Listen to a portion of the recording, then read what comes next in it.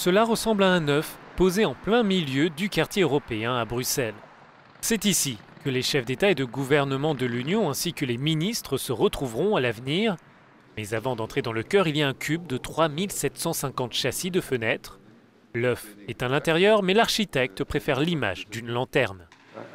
Une nuit, j'ai toujours un crayon et un bout de papier à côté de mon lit, aux grandes dames de mon épouse d'ailleurs. Tout à coup, m'endormant, pensant à cette lanterne, comme vous pouvez imaginer, tout à coup, je me dis, mais c'est évident, c'est une lampe. C'est une lanterne, c'est vraiment... on a un grand abat-jour qui est l'extérieur, et on a une lampe dedans. Pendant la journée, on voit l'abat-jour dans son séjour, et la nuit, la lampe brille. Et puis cette forme quasi définitive est née d'un coup de crayon, et l'ordinateur a compris ça en quelques heures le lendemain, quoi.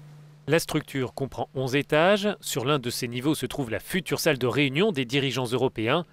Une pièce volontairement très colorée, afin de créer une atmosphère plus conviviale. On a un format où les chefs d'État sont seuls. Ils ne sont plus accompagnés par un ministre des Affaires étrangères ou des Affaires économiques. Ils sont seuls, ensemble, autour de la table, autour d'un cercle qui est le plus petit possible, pour pouvoir rapprocher le plus nos chefs d'État et des gouvernements pour améliorer la communication entre eux et dès lors les discussions qu'ils peuvent avoir et les débats.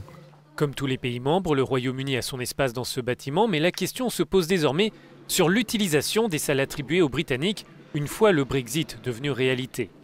Les chefs d'État et de gouvernement se réuniront ici pour la première fois lors du sommet en mars prochain.